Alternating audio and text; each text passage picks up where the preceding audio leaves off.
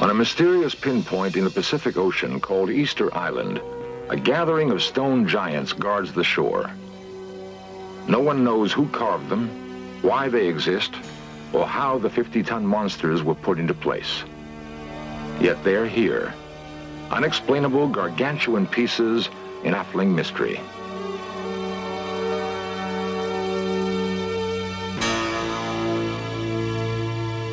In the jungles of Central America, colossal stone heads were discovered 80 miles from where they were originally carved.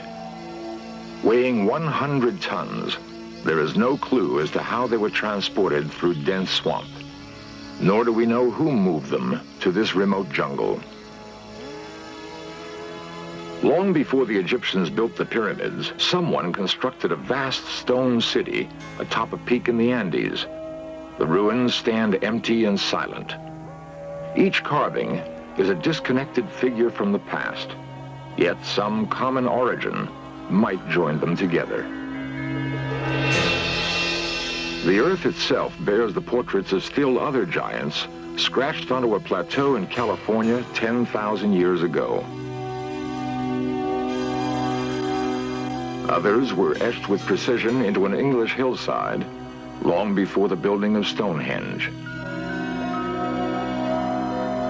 The tools to carve and move the giants indicate an advanced technology. There is a place where the knowledge and skills to create the giants may be found: the kingdom of Atlantis. Never before have explorers been so close to finding Atlantis. Never have we possessed as many clues, nor have we been able to bring the detection equipment of modern science to the search. Until now.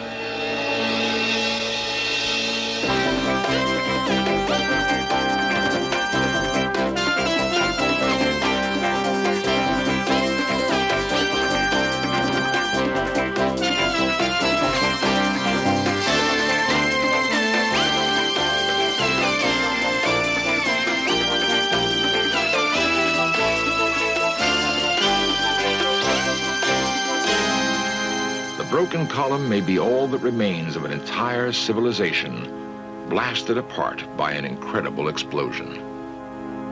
Atlantis.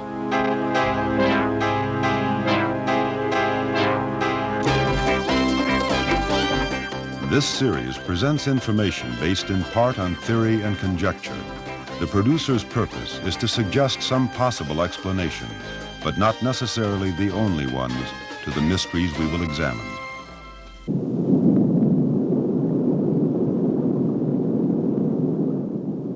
There occurred violent earthquakes and floods, and in a single day and night of misfortune, the island of Atlantis disappeared in the depths of the sea. So wrote the Greek philosopher Plato in the year 421 BC. Since then, adventurers obsessed by the tale of Atlantis have searched for traces of the remains of the fabled kingdom. Atlantis was said to have been a great city-state, ruled by a race of men supposedly descended from the gods.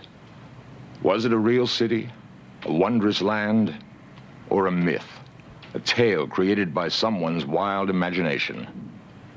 If Atlantis existed, it would have been a place where technology was far more advanced than anywhere else on Earth.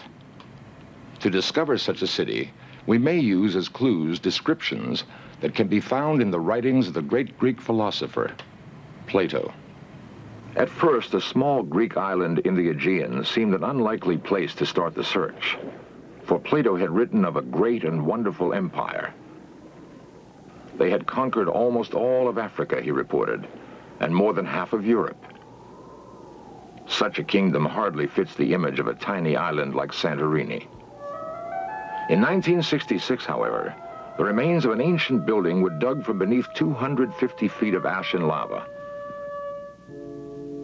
Its broken walls signaled the first discovery of a great city.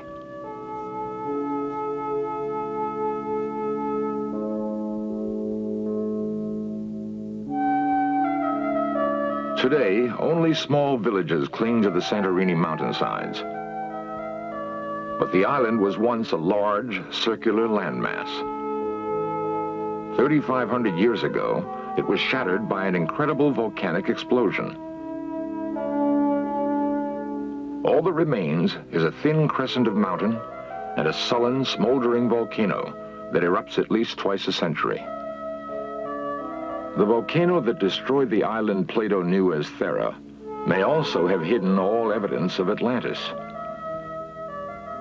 In many ways, the ruins are like those found elsewhere in the Aegean, reminiscent of the Minoan civilization. Then, reading Plato and viewing the broken walls and shattered pots, a sudden, chilling discovery is made. These ruins fit Plato's description of Atlantis with an uncanny accuracy.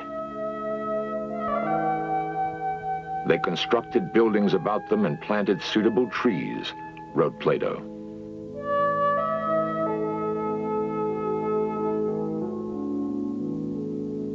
Whatever fragrant things there now are in the earth or woods, or essences which distill from fruit and flower, grew and thrived in that land.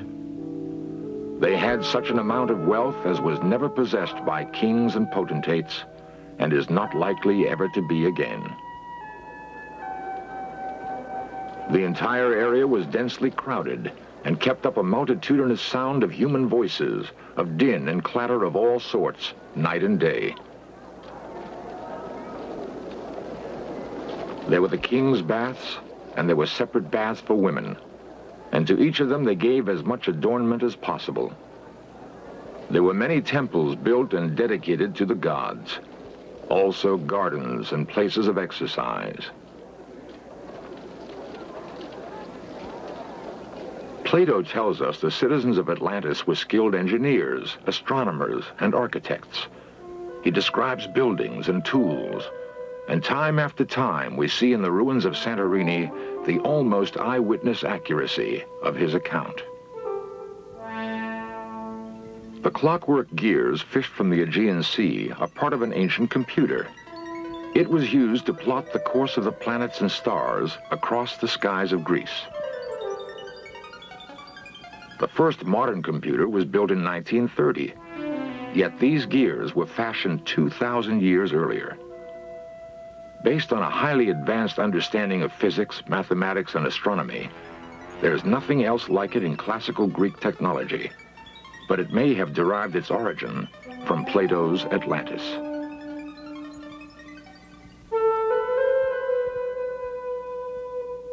The ruins on Santorini match Plato's description, but one piece of the puzzle refuses to fall into place. Despite the opinion of some experts that here indeed are the remains of Atlantis, Plato himself seems to suggest it lies elsewhere. We must search, he tells us, beyond the Pillars of Hercules. The Pillars of Hercules are today known as the Rock of Gibraltar. Therefore, Santorini, an island in the Aegean east of Gibraltar, could not be Atlantis. It must lie to the west, in the Atlantic Ocean. In a moment, we shall continue our search for Atlantis beneath the oceans, thousands of miles from Plato's ancient Greece. The geography of the Earth is not constant. Dry land was once covered by ocean. What is now seabed was once mountain and forest. The Atlantic Ocean that now separates the Americas from Europe and Africa is so familiar, it's hard to imagine a time when it was not always there. But once, a great landmass stretched over what is now the Atlantic Ocean, bridging the Mediterranean and the Caribbean. Beneath the surface of both of those seas are the broken remains of ancient cities. They may represent the eastern and western ports of Atlantis. The search for the eastern border of Atlantis begins just beyond Gibraltar in the Spanish city of Cadiz. Once a Phoenician port, Cadiz is among the oldest cities in Europe. Here, Dr. Maxine Asher of the Ancient Mediterranean Research Association met Spanish diver Francisco Salazar Casero.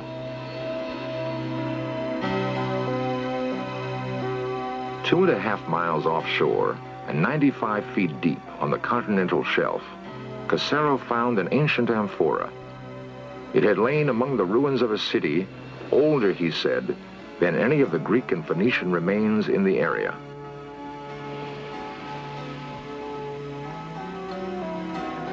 And here, the mystery of Atlantis is complicated by the modern world. According to Dr. Asher, the Spanish government revoked their permission to dive at the site. Spanish politics, she says, have prevented further underwater exploration off Cadiz. Although halted, the Asher expedition produced a significant find. It indicates that the east coast of Atlantis might have been precisely where Plato had placed it, as he said, beyond the Pillars of Hercules. There is other evidence to support Plato's description of an island that was greater than Africa and Asia together.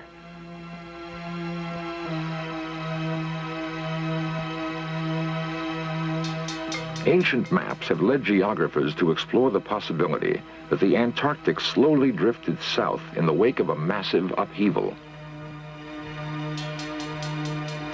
Whatever the reason, we know that once it was part of a much larger landmass. The western edge of that land may lie here, beneath the crystal waters of the Caribbean. The actual discovery, however, is no more astonishing than the man who predicted its very existence. These strange blocks were first seen in a vision by the most remarkable mystic of all time, Edgar Cayce. Edgar Cayce was known as the Sleeping Prophet. Hundreds of astonishingly accurate predictions are cataloged in the archives of the foundation which bears his name. In 1939, Edgar Cayce predicted the end of World War II and his own death. Both events, he said, would take place in 1945. He was right. He foresaw the freedom of India from England, the death of John Kennedy, and a number of geological changes that are still to take place. Edgar Cayce's most remarkable prophecy, however, concerns a lost kingdom. Geological upheavals, he said, would bring about the rediscovery of Atlantis. Cayce saw Atlantis breaking up into 5 islands. The largest he called Poseidia. And Poseidia will be among the first portions of Atlantis to rise again, expected in 68 or 69. That prediction was made in 1940. In 1967, a pilot flying over the Bahamas sighted a rectangular structure beneath the crystal clear waters.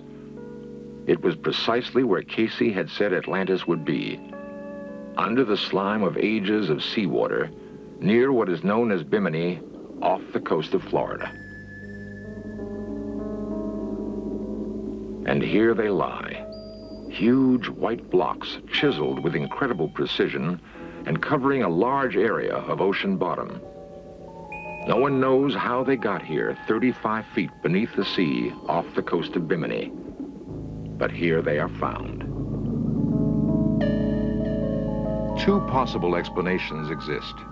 1, the stones are the remains of a network of paved roads. 2, they are the tops of huge stone walls that once enclosed the palaces of Atlantis.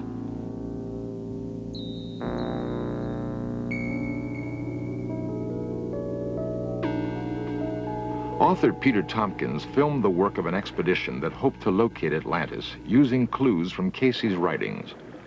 Aboard were Count Pino Turola, an Italian archaeologist, underwater explorer Dmitry Rebekov, and archaeologist Dr. David Zink. This expedition was to produce one of the most startling finds ever made in the search for Atlantis. Beyond the giant blocks, the divers discovered the remains of several ships. One had gone down in the year 1830. Beneath it lay the fragments of still another ship, one that had sailed the seas more than 3,000 years ago. Not a ship of Atlantis, certainly, but according to Yale's Dr. J. Manson Ballantyne, a voyager from Phoenicia. The Phoenicians were the greatest sea traders of ancient times. Their ships called at every port in the known world. Could it be that Phoenician traders came more than 5,000 miles from the site of classical Mediterranean civilization to deal with a rich and fabled kingdom?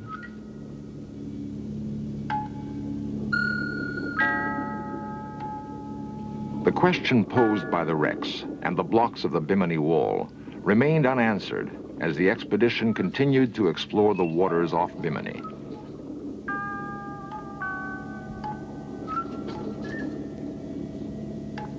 South of the wall, Pino Turola, a leading underwater explorer, discovered 4 marble columns. At first, it was thought they were bits of ballast from a wrecked ship. After days of diving and investigation, Turola developed a different theory. He believes that the columns could be 12,000 years old, actual relics of a center constructed in stone and marble. There are more tests to be made. Geologic dating of these and the expedition's other finds could confirm the explorers' theory that here is Atlantis. Here is the fabled world.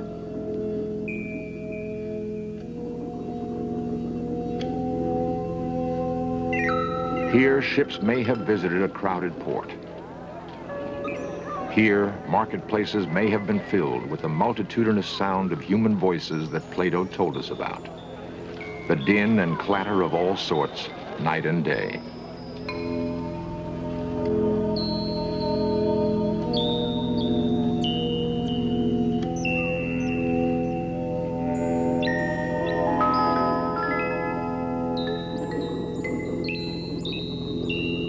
The broken columns may be all that remains of an entire civilization blasted apart by an incredible explosion.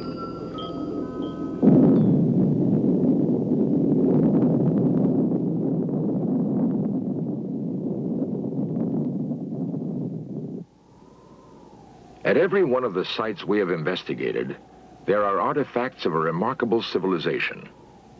But nowhere can we find the remains of the people who once lived in Atlantis.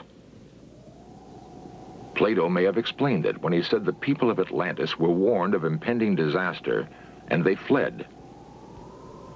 No one has ever investigated this aspect of Plato's account. But if it is correct, the clues to where the Atlanteans went next may be contained in the giant megaliths that guard the lonely outposts of the world. At Easter Island, atop the Andes at Tiahuanaco, in the jungles of Central America at La Venta, we can find the final clues to the mystery. These monoliths may tell us where the refugees, the engineers, astronomers, and architects fled, carrying the technology and culture of Atlantis. If so, we can begin to understand why the great cultures of the past bear such striking similarities. Egypt, one of the greatest of ancient civilizations, is symbolized by its pyramids. So too does the pyramid mark the ruins of this highly advanced Mayan society. There are other similarities. The Egyptian temple of Amen-Ra at Karnak is aligned with the sun. Only at the time of the summer solstice, the sun strikes the central chamber of the temple, known to the ancient Egyptians as the high room of the sun. 8,000 miles away, in the remote peaks of the Andes, the Inca marked the seasonal solstices with this monument. Using almost the same words as the Egyptians, they called it the hitching post of the sun. Perhaps the most remarkable record of the exodus from Atlantis is preserved in the 1,500-year-old pottery of a Peruvian tribe called the Mochica. In their vases and utensils, they depicted Orientals and Negroes, Arabs, Indians, Egyptians, and Greeks, people who might have been known to each other in Atlantis.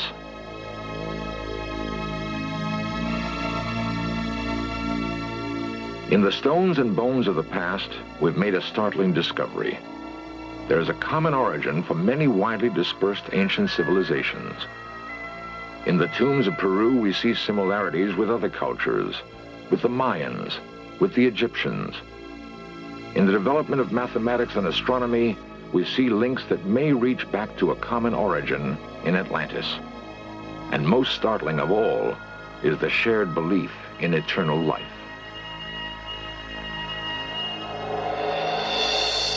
In fragrant linen, buried amidst the treasures of their world, they seek the hereafter, guided by their ancestral traditions.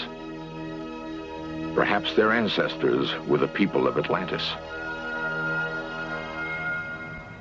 We have attempted to piece together the jigsaw puzzle of history that has been scattered by disaster.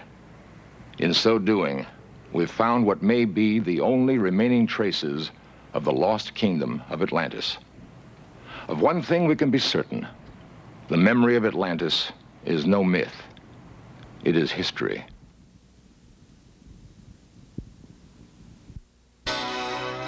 The tale of Atlantis was first told by the priests of Egypt to a Greek poet named Solon. They assured him that the original archive containing the tale of Atlantis still existed. That was 3,000 years ago. In one of his last prophecies, Edgar Cayce said that the archives of Atlantis would one day be revealed in Egypt.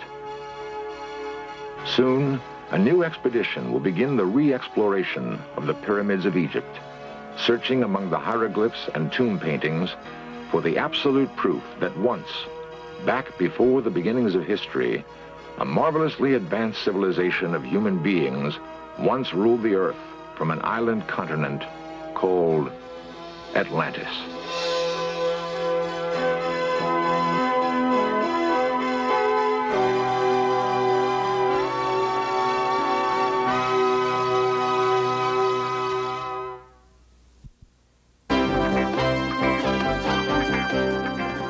Lost civilizations, extraterrestrials, myths and monsters, missing persons, magic and witchcraft, unexplained phenomena. In search of cameras are traveling the world, seeking out these great mysteries. This program was the result of the work of scientists, researchers, and a group of highly skilled technicians.